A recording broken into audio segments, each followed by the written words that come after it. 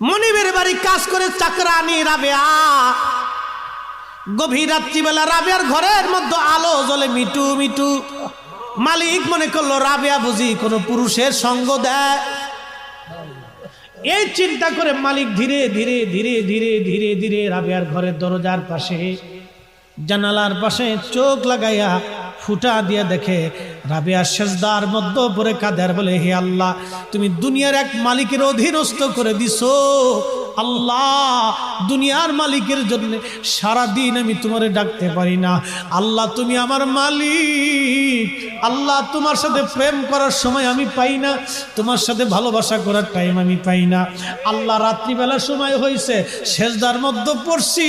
তুমি আল্লাহ কিন্তু রাবেয়ার প্রতি বেজার হয়েও না। আল্লাহ, তুমি আমি রাবেয়ার প্রতি বেজার হয়েও না। আল্লাহ, তুমি আমি রাবেয়ার প্রতি বেজার হয়েও না। আল্লাহ, দুনিয়ার মালিক ডাক দেখা, হায় হায় হায়, আমি কারে দিয়ে কাজ করাই, কারে দিয়ে কাপড় চোপড় ধোয়াই, কারে দিয়ে রান্না করাই, কারে দিয়ে দুনিয়ার কাজ করাই।